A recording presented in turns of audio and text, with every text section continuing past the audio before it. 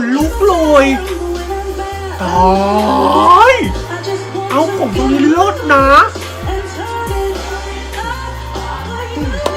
ชีน็อตทำทูเพลย์นะชีไม่ได้มาเล่นๆนะอินโนชีดีตายขนลุกโอ้ยชีเปลี่ยนผมโอเคอินโนดีมากเลยชุดสวยผิวแบบนี้ชุดสีเหลืองส่งมากผมยาว10ค่ะพ่อถูก10เ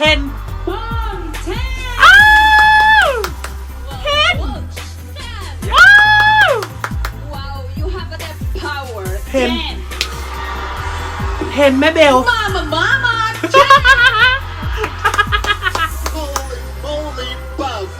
เห็นต้องเห็นเลยกูขนลุกเห็นมา10 for me too I was taught that my skin was shadowed for lightness, that my hair didn't fit the beauty standard. Yet despite all that, I fight for the girls who looks like me and who believes that they can too. To the pageant community, beauty is not conformity and that standard can be changed anytime. So let's be kind to one another and let's support little girls because we'll never know who we inspire. Abanse, bye-bye. MGI All-Stars crown and it goes to Ilo Reina Filipina อีโล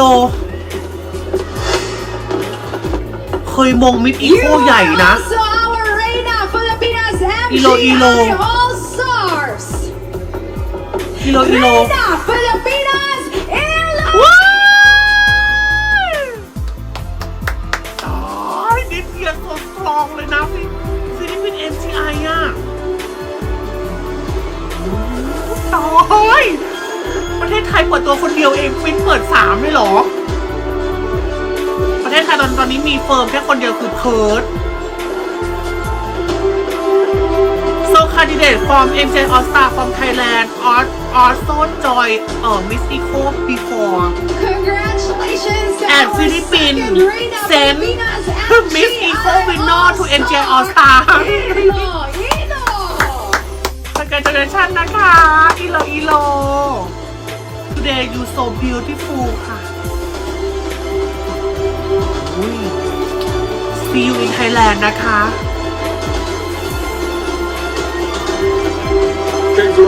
หมายถึงว่า MJ All Star มี3 คนเหรอ Ladies and gentlemen, we also would like to thank our MGI All-Star First Edition winner Vanessa Bulgarin for awarding our MGI All-Star. So yun po ang reaksyon ng isang Thai vlogger dito kay MJ All-Star 2026 winner na si Alexi Brooks.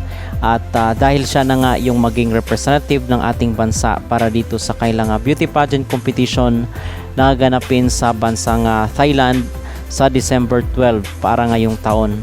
At even yung mga Thai mga kapolitika is si Alexi Brooks ang kanilang paborito dito sa Reina Filipinas kasi obviously is siya yung sikat, siya yung kilala at siya yung pinakamaraming supporters, most especially yung sumali siya before 'di ba sa MUPH.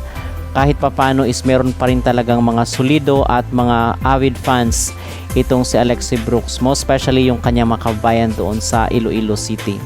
So hindi iniwan si Alexi dito sa kanyang laban sa Reina Filipinas sa hirap at ginhawa dahil kitang-kita naman doon sa boto na kanyang nakuha dito sa kailang pabotohan ng eventista. So yung mga supporters at mga followers ni Alexi Brooks ay nagtulungan at nagbayanihan para ipanalo nila itong kailang hinahangaan na si Alexi dito sa Reina Filipinas, which I believe na ang sabi nga ng mga netizen ay tama lang daw na sa MJ All-Star pinasok itong si Alexi kasi pag dito siya sa Miss Grand is medyo alanganin mga kapolitika kasi nakadalawa na tayo at magkasunod pa si CJ Opiasa at si Emma Tiglao. So mas safe daw na dito muna sa MJ All-Star itong si Alexi Brooks.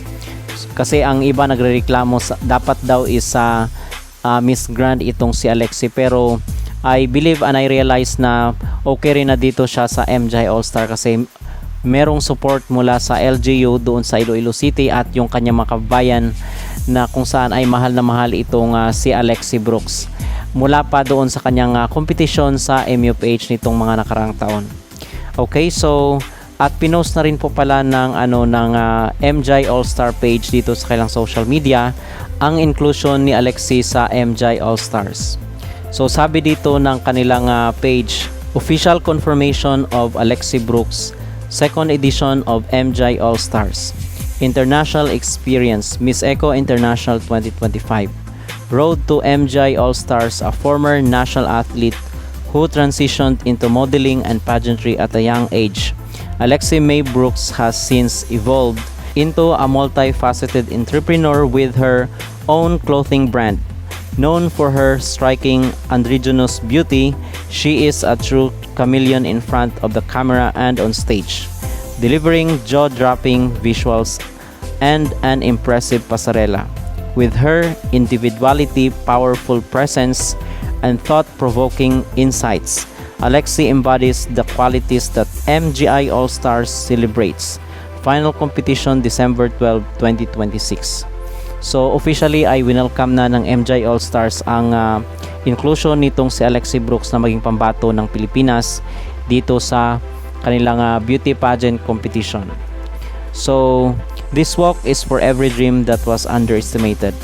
For every little black girl who questioned her beauty because the world told her she was different. For every woman who was demanded to soften their voice, dim her light and shrink into a mold she was never meant to fit. Tonight, I choose to stand tall for every dreamer who refused to give up.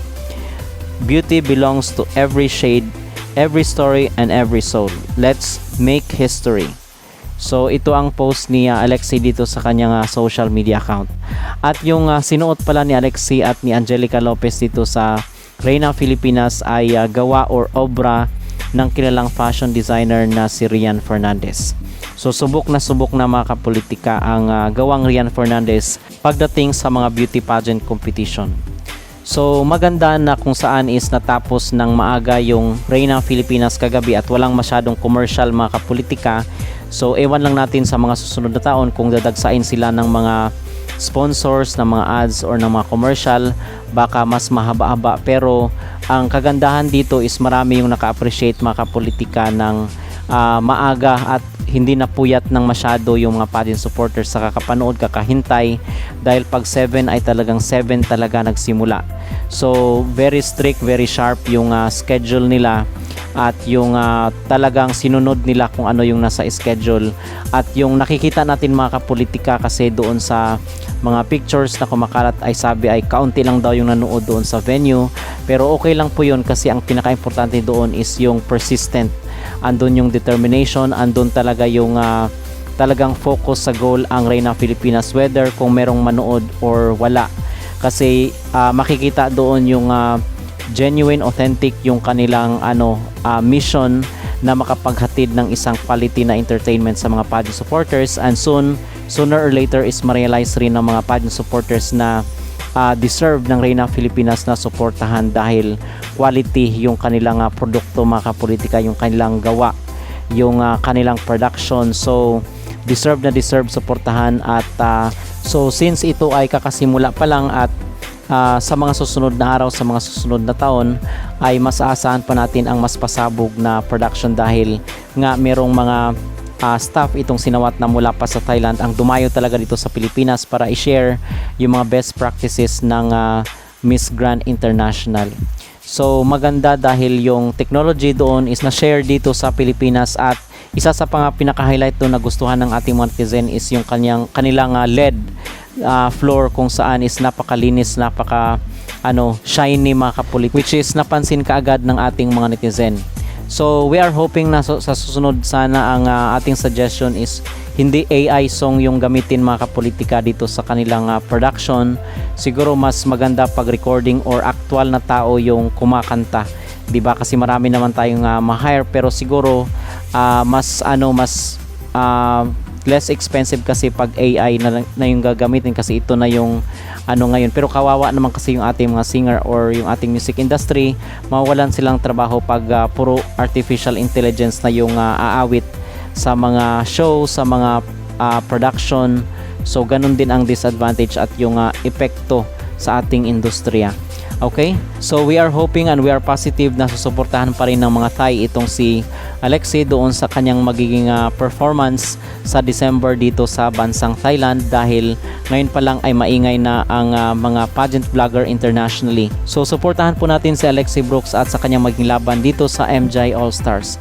Patuloy po nating suportahan ang Reyna Filipinas. told me nga na parang they got inspired with the story of me and my childhood and my grandma. Sabi na parang they feel like parang anak na rin daw nila ako when they're helping me and supporting me. So every single day they're giving me updates and like, see, this is what we're gonna go and all of that. So hindi naman ako nag-force of them to help, but then at least I know that I have those solid people who's willing to support me. And I know that about the Pizza All Stars, I know they're gonna do triple much to help me again. Follow-up question. How does it feel to get perfect 10 dun sa evening gown? No, oh my God, I was actually quite stressed kasi I was not able to rehearse the actual gown until early. Kasi sabi ko, kaya ba to? Pero syempre, wala tayong choice. Go lang ng go. So I was very happy when I heard 10, 10, 10, 10. Sabi ko, ay, amazing naman to siya. And I didn't know how to react, but I was very happy. I'm very happy. And I hope that Brian is very happy.